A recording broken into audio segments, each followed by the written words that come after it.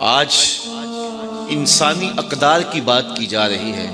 مجھے بتاؤ اس سے بڑھ کر کوئی ذلت ہو سکتی تھی کہ سکا باپ اپنی بیٹی کو زندہ درگور کرتا تھا اور اس پر معاشرہ داد دیتا تھا. جرم آج بھی ہوتے ہیں لیکن مجرم گردن جھکا کے چلتا ہے. لیکن وہ کیسا سفاکانہ زمانہ تھا کہ مجرم کو جرم پہ داد ملتی تھی، اور جب وہ اپنی بیٹی کو زندہ درگور کر کے آتا تو معاشرہ اسے تحسین کی نظروں سے دیکھتا.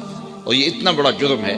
اللہ قرآن مجید میں ارشاد فرماتا ہے وَإِذَا الْمَوْءُودَةُ سُئِلَتْ بِأَيِّ ذَنبٍ قُتِلَتْ. قیامت کے دن سب سے پہلا فیصلہ قتل کا ہوگا، سب سے پہلا سوال نماز کا ہوگا اور سب سے پہلا فیصلہ قتل کا ہوگا. دوسرے لفظوں میں یہ سمجھ لیں کہ حقوق العباد میں سب سے پہلے قتل کا فیصلہ ہوگا اور حقوق اللہ میں سب سے پہلا سوال نماز کا ہوگا.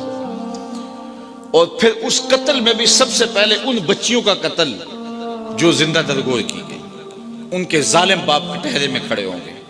اللہ تعالیٰ ان بچیوں سے پوچھے گا بِأَيِّ ذَنبٍ قُتِلَتْ، کس جرم میں تمہیں قتل کیا گیا؟ اب سوال یہ ہے کہ ان بچیوں کو تو پتہ ہی نہیں کہ ہمیں قتل کیوں کیا گیا. ابھی آنکھ کھلنے نہیں پائی تھی کہ نوچ لی گئی. ابھی شعور سنبھلنے نہیں پایا تھا کہ گلا دبا دیا گیا، مٹی تلے دبا دیا گیا. انہیں تو پتہ ہی نہیں کہ یہ غضب کیوں ڈھایا گیا ہمارے اوپر، ہمارے ظالم ماں باپ نے یہ قہر کیوں توڑا. ان سے کیوں پوچھا جا رہا ہے جن کو پتہ ہی نہیں، اور ظالم باپ کے ٹہرے میں کھڑے ہیں.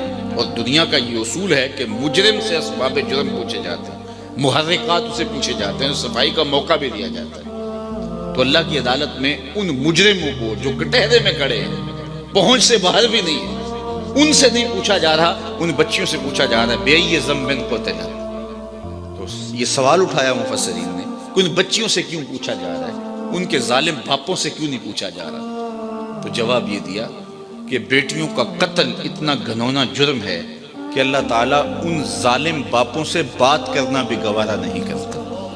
وہ اس قابل بھی نہیں ہے کہ ان سے خطاب عتاب بھی کیا جائے.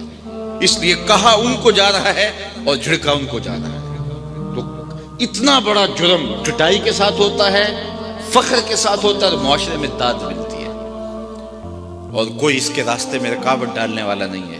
یہ میرے حضور تھے جنہوں نے آ کے کہا بیٹیوں کو قتل کرنے والوں سن لو، میری بیٹی فاطمہ میرے جگر کا ٹکڑا ہے. اس کو صرف ہم کلمہ محبت کے مزاج میں لیتے ہیں. ذرا اس پہلو پہ بھی غور کیجیے. جب بیٹیوں کو زندہ درگور کر کے باپ فخر کرتا ہے، اس زمانے میں یہ کہنا کہ میری بیٹی میرے جگر کا ٹکڑا ہے، یہ کتنی بڑی بات تھی. اور فرمایا جو دو بہنیں اور دو بیٹیاں اللہ کی رضا کے لیے تربیت کر کے پروان چڑھا کے ان کا نکاح کر دے، کل قیامت کے دن وہ میرے ساتھ اس طرح ہوگا جس طرح میری یہ دو انگلیاں ہیں. ایک شخص کھڑا ہوا، حضور اگر کسی کی دو بیٹیاں نہ ہوں تو ایک ہی بیٹی ہو تو فرمایا اس کو بھی یہ اعزاز ملے گا. تو کہاں بیٹیاں زندہ درگور کی جا رہی ہیں، اور کہا جس کی ایک بیٹی ہے وہ آرزو کر رہا ہے کاش کہ میری بھی دو بیٹیاں ہوتی. یہ تھی تبدیلی، یہ تھا حضور کا لایا ہوا دین. میں وہاں گجرانوالا مارکیٹ میں گزر رہا تھا تو میں ایک بوڑھے شخص کو دیکھا کہ اس نے اپنی کمر پہ بوریاں لادی تھیں اور چل رہا تھا. میری شناسائی تھی تو میں نے رک کے پوچھا کہ آپ اس بڑھاپے میں کام چھوڑ کیوں نہیں دیتے. تو اس کی آنکھوں میں نمی آ گئی اور ایسے اس نے انگلی اٹھائی اور آج تک وہ اس کا انداز مجھے بھولتا نہیں ہے. اس نے کہا کہ جناب میری ایک بیٹی رہتی ہے جس کی میں نے ابھی شادی کرنی ہے. تو میں سوچنے لگا کہ یہ باپ تو زندہ درگور کرتا تھا اور آج یہ بڑھاپے کے باوجود اپنی کمر پہ بوریاں لاد رہا ہے کہ میں نے بیٹی کی شادی کرنی تھی. یہ بھائی تو قتل کر دیتا تھا کل میرا کوئی بہنوئی نہ کہلائے، اور آج وہ فیکٹری میں اوور ٹائم لگا رہا ہے، پردیس کاٹ رہا ہے، دکھ برداشت کر رہا ہے، میں بہنوں کے ہاتھ پیلے کر رہے ہیں. تو ان کے سینے میں یہ پیار کس نے لکھ دیا؟ جواب ایک ہی آئے گا، میلاد والے نبی نے. اب کوئی شخص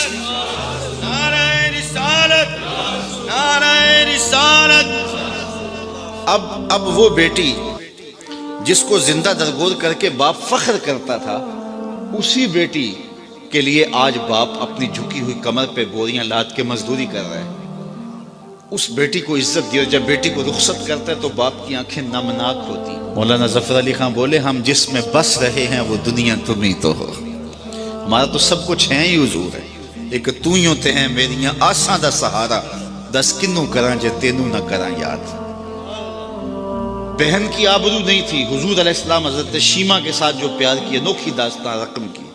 جب ان کے قبیلے کے لوگ پکڑے گئے اور وہ حاضر خدمت ہوئی اپنے لوگوں کو چھڑانے کے لیے، تو حضور استقبال کے لیے کھڑے ہو گئے، اور پھر حضور نے چند گھوڑے اور چند جوڑے دیے اور پوچھا کہ کدھر آئی ہو؟ تو انہوں نے کہا کہ اس مقصد کے لیے آئی ہوں۔ تو فرمایا تم نے ویسے پیغام بھیج دیا ہوتا۔ اللہ اکبر۔ تو یہ تھا حضور کا دیا ہوا دین۔ ستیلی ماں تو ترکے میں بٹتی تھی، یہ تو سارے جانتے ہیں، لیکن تاریخ عرب ہے کہ سکے تین بھائیوں نے اپنی سکی ماں کو 900 دراہم میں فروخت کر کے 300 درہم بانٹے تھے۔ یہ تاریخ ہے، لیکن میرے حضور نے جنت کھینچ کے ماں کے قدموں تلے رکھ دے۔ سارا وقار یہاں ہے، ساری عزتیں یہی ہیں۔ ماں باپ کی رضا میں اللہ کی رضا چھپا دی، ماں کی ناراضگی میں اللہ کی ناراضگی رکھ دی۔ پھر خود عملاً حضور نے اپنی ماں کا ذکر کیا۔ ایک دن حضور مسجد نبوی میں تشریف لائے، تا حد نظر صحابہ تھے، تو جو ہی حضور مصلی پہ آئے، عشاء کا وقت تھا، تو ادب سے کھڑے ہو گئے، بس آنکھیں نمناک ہو گئی، اور حضور علیہ السلام نے ایک ٹھنڈی آہ بھری اور روتے ہوئے کہا کاش آج میری ماں زندہ ہوتی۔ انسان نے دکھوں کا دور دیکھا ہو، بعد میں خوشحالیاں مل جائیں تو انسان آرزو کرتا ہے کہ میں نے دکھوں کا دور دیکھا اور میرے ماں باپ نے وہ زمانہ دیکھا، آج اگر میرے ماں باپ زندہ ہوتے تو میرے آنگن میں بہاریں بھی دیکھتے۔ تو وہ آرزو کرتا ہے، وہ تمنا کرتا ہے۔ تو حضور جب پیدا ہوئے تھے تو باپ کا سایہ سر پہ نہیں تھا، 6 سال کی عمر تھی، ابوا کی ریت کے ٹیلے تھے۔ سید آمنہ کو سخت بخار ہو گیا، ام ایمن کو بلا کے کہا میرے اس بیٹے کو بحفاظت امیر قریش عبد المطلب تک پہنچا دینا، مجھے لگتا ہے میرا بخار جان لیوا ثابت ہوگا۔ پھر حضور سے کچھ باتیں کرنا چاہیے، لیکن ضبط کے بندھن ٹوٹ گئے۔ حضرت آمنہ کوئی باتیں نہ کر سکی، جو چند باتیں کی ابن حشام نے سیرت النبویہ کے اندر لکھی ہیں۔ کہا بیٹا ہر نئی چیز نے پرانا ہو جانا ہے، ہر باقی نے فنا ہو جانا ہے، میں بھی جا رہی ہوں، وذکرہ باق وولدت طہرا، لیکن میرا ذکر نہیں مٹے گا، اس لیے کہ تیرے جیسا ستھرا بیٹا چھوڑ کے جا رہی ہوں۔ جن ماؤں کے بیٹے اتنے اچھے ہوں ان ماؤں کا ذکر نہیں مٹا کرتا۔ یہ آخری لفظ تھے سید آمنہ کے کہ وصال ہو گیا۔ حضور ماں سے لپٹ گئے، امی آپ آگے بولتی نہیں، لیکن خاموش ہو گیا تھا چمن بولتا۔ پھر ماں کی وہیں تدفین کی اور پتھر کے چھوٹے چھوٹے ٹکڑے قبر پہ رکھے۔ تجھے کن پھولوں میں ہم کفن دیں، تو جدا ہی ایسے موسموں میں ہوا جب درختوں کے ہاتھ پھولوں سے خالی تھے۔ آج مدینے میں حضور کی ماں کا انتقال ہوتا، فرشتے جنت سے پھول لے کے آتے، کتنے صحابہ جنازے میں ہوتے، لیکن 6 سال کی عمر، خیر حضور مکے چلے گئے، پھر وقت گزرے، لیل و نہار کروٹیں بدلتے رہے، پھر طائف کے بازار بھی آئے، مکی کی گلیاں بھی آئیں، پھر آج حضور مدینے ہجرت کر کے آئے ہیں تو ادب کی آیتیں اتر گئی ہیں، خبردار میرے نبی کی آواز سے آواز بھی اونچی نہ ہونے پائے۔ میرے نبی سے بات کرنی ہے تو پہلے گھر جاؤ، صدقہ لو، پھر فقیر ڈھونڈو، پھر خیرات کرو، پھر میرے نبی کی چوکھٹ پہ آؤ، تمہیں پتہ چلے کتنی اونچی بارگاہ میں آ رہے ہیں۔ حضور تشریف لائے، صحابہ ادب سے کھڑے ہو گئے، نظر پلٹ کے ابواب میں چلی گئی، کہا لو ادرکت والدی او احدہما، کاش آج میرے ماں باپ زندہ ہوتے یا کم از کم میری ماں زندہ ہوتی، وانا اصلی صلاۃ العشاء، اور میں لوگوں کو نماز عشاء پڑھا رہا ہوتا، واقرأ فیہا بفاتحۃ الکتاب، اور اس میں سورہ فاتحہ کی تلاوت چل رہی ہوتی، پھر میری ماں کو میرے ساتھ کوئی کام یاد آ جاتا، دروازے پر آتی، چلمن سرکاتی اور میٹھے اور مد بھرے لہجے میں مجھے بیٹا کہہ کے آواز دیتی۔ فرمائے لوگوں میں نماز چھوڑ کے پہلے ماں کی بات سن لیتا ہوں۔ کہاں ماں بکتی ہے، کہاں ماں کے قدموں تلے جنت بچھا دے۔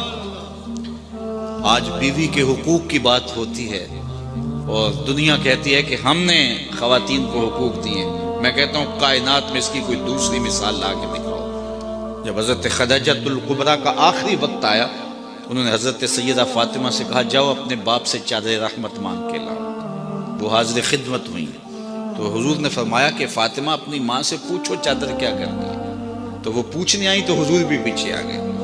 تو سیدہ خدیجہ رضی اللہ تعالیٰ عنہ نے کہا حضور میرے بدن پر بخار کی جو حالت ہے مجھے لگتا ہے یہ بخار جان لیوا ثابت ہوگا، میں نے چادر اس لیے منگوائی ہے کہ اس چادر سے مجھے کفن دیا جائے۔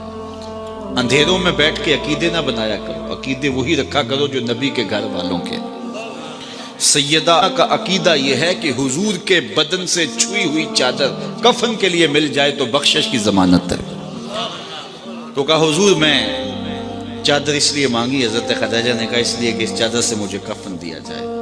خیر حضور علیہ السلام کی آنکھوں میں آنسو آ گئے، اور حضور نے جو جملے کہے، کائنات کی تاریخ میں ایسے جملے نہیں ملیں گے آپ۔ فرمایا خدیجہ تو نے چادر مانگی ہے، لو اردت جلدی لا آتیتک، اگر تو میری جلد بھی مانگتی وہ بھی اتار کے دے دیتا۔ کوئی لاؤ تو صحیح ایسی مثال۔ ام المومنین سیدہ عائشہ رضی اللہ تعالیٰ عنہ فرماتی ہیں میں حضور گھر تشریف لائے اور میں آب خورے میں پانی لے رہی تھی، حضور نے مجھے کہا عائشہ تھوڑا سا پانی میرے لیے بھی چھوڑ دو۔ میں نے چھوڑ دیا تو حضور نے میرے ہاتھ سے پیالہ لیا، پھر پینے سے پہلے رک گئے اور مجھ سے مخاطبہ کرتے ہوئے فرمایا عائشہ ذرا بتانا تم نے ہونٹ کہاں لگائے تھے؟ مجھے بتاؤ اگر شوہر کا رویہ بیوی کے ساتھ یہ ہوگا تو گھر جنت کا ٹکڑا نہیں بن جائے گا؟ تو کوئی لاؤ تو صحیح ایسی مثال ہے۔ کسی زمانے میں ایک غیر مسلم نے اسلام قبول کیا تو اسے پوچھا گیا کہ اسلام کی کس قدر نے تجھے متاثر کیا؟ تو وہ بولا کہ سیرت کا صرف ایک واقعہ میری ہدایت کا سبب بن گیا۔ کیا ہوا؟ کہا مجلس رسول صلی اللہ علیہ وسلم لگی تھی، لوگوں کا ہجوم تھا، ایک شخص نے عرض کی حضور میرے لیے دعا کر دیجئے، میرا بچہ کئی دنوں سے گم ہے، مل نہیں رہا، مل جائے۔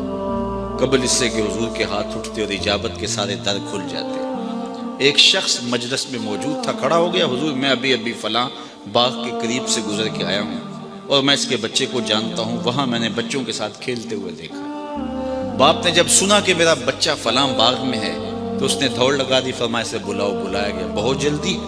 جی حضور آپ جانتے ہیں ایک باپ کے جذبات کیا ہوتے ہیں؟ کہا اچھی طرح آگاہ ہوں، لیکن تمہیں بلایا ہے تو بلانے کا بھی ایک مقصد تھا۔ جی حضور ارشاد فرمائیے۔ فرمایا جب باغ جاؤ بچوں کے ساتھ اپنے بچے کو کھیلتا ہوا دیکھ لو تو بیٹا بیٹا کہہ کے آوازیں نہ دینے لگ جانا، جو نام رکھا ہے اس نام سے پکارنا۔ عرض کی حضور میرا بیٹا ہے، اگر میں بیٹا کہہ کے پکاروں گا تو حرج بھی کیا ہے؟ فرمایا تم کئی دنوں سے بچھڑے ہو، تمہارے لہجے میں بلا کا رس ہوگا اور تم نہیں جانتے، ہو سکتا ہے کھیلنے والوں میں کوئی یتیم بھی کھیل رہا، اور جب تم اپنے بیٹے کو بیٹا کہہ کے پکارو گے، اتنا میٹھا لہجہ ہوگا تو اس کے دل پہ چوٹ لگے گی، کاش آج میرا باپ ہوتا تو مجھے بھی بیٹا کہہ کے پکارتا۔ کہا یہ شوق گھر جا کے پورا کر لینا۔ کوئی لاؤ تو صحیح کائنات میں ایسا۔ بیوہ کے سامنے اپنی بیوی سے پیار کرنے سے روکا گیا، یہ شریعت بیضا کا مزاج ہے۔ غریب کے سامنے اپنی دولت کی نمائش کرنے سے منع کیا گیا، بلکہ میرے حضور نے یہاں تک فرمایا اپنے گوشت کی خوشبو سے غریب ہمسائے کو تکلیف نہ دو، یا تو تھوڑا سا پانی زیادہ ڈال لو اور شوربے کی ایک پیالی ہمسایوں کے گھر بھی بھیج دو، اور اگر ایسا نہیں کر سکتے تو ایسے زاویے میں کھانا پکاؤ کہ اس کے بچوں تک مہک نہ پہنچے۔ بچے ہوتے ہیں ضد کر بیٹھے تو وہ مزدور کیسے ضد پوری کرے گا؟ ان بلکتے بچوں کے آنسو کون پوچھے گا؟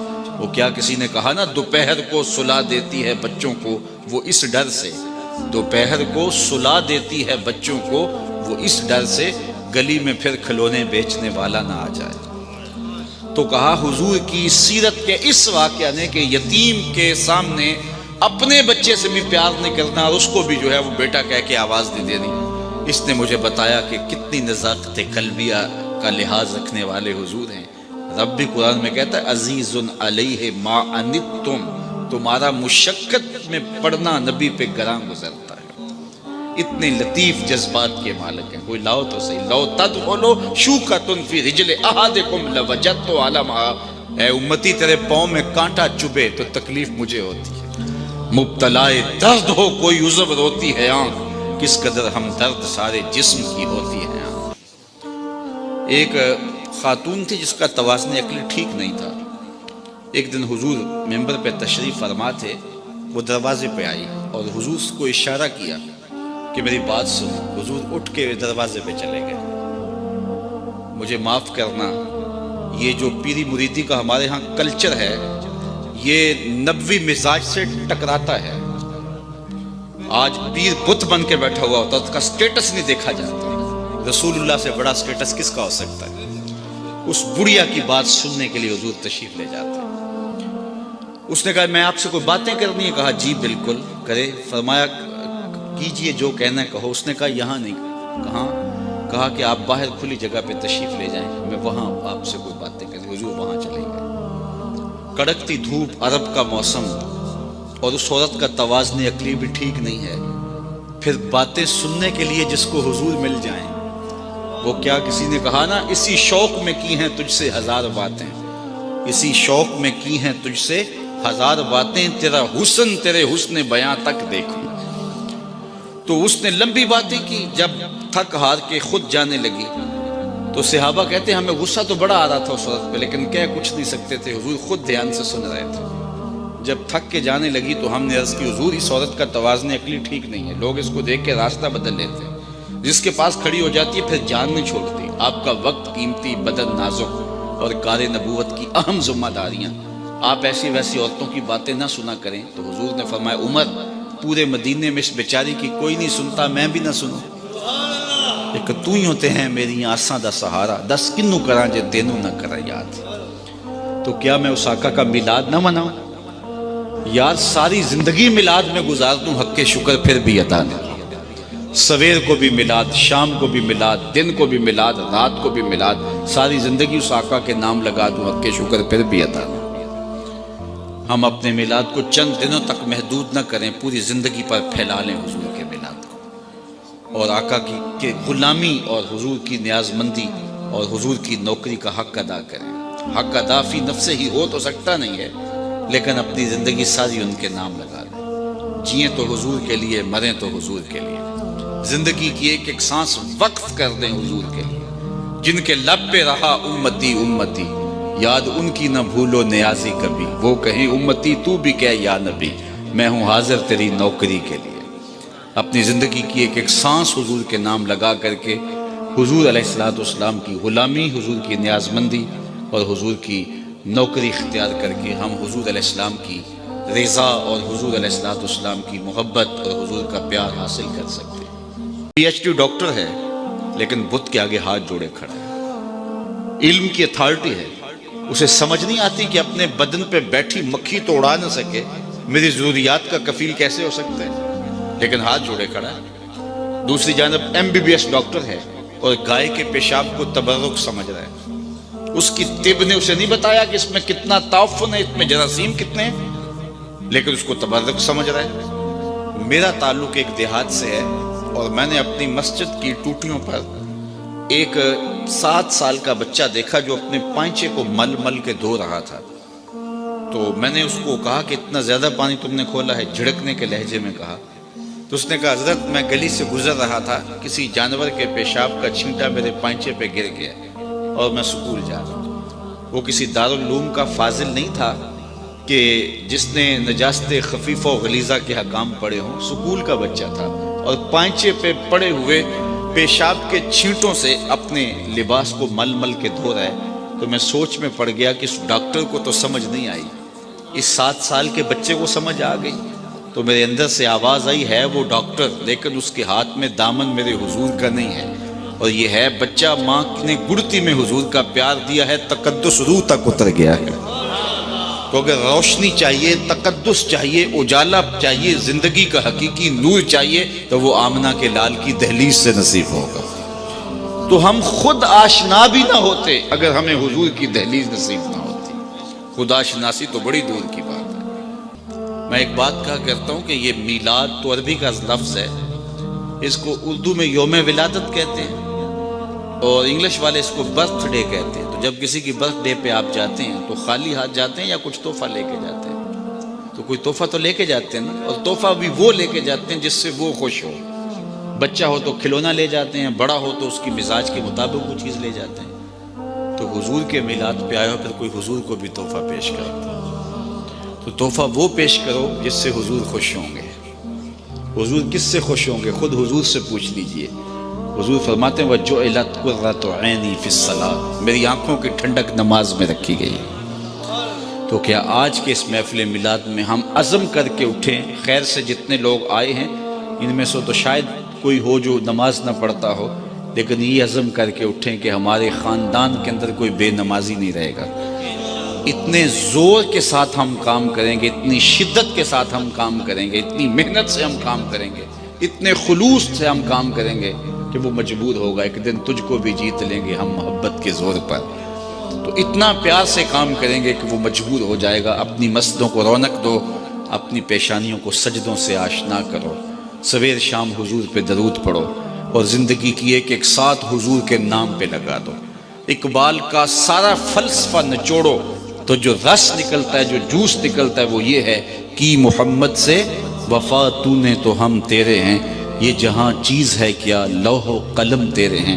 اقبال کہتا ہے حضور سے وفا کر لو، پھر تختی بھی تمہیں دے دیں گے، قلم بھی تمہیں دے دیں گے، جو لکھنا ہوا لکھ لینا، پھر تیری تقدیر کے فیصلے واشنگٹن میں نہیں ہوں گے، بلکہ خدا بندے سے خود پوچھے گا بتا تیری رضا کیا ہے۔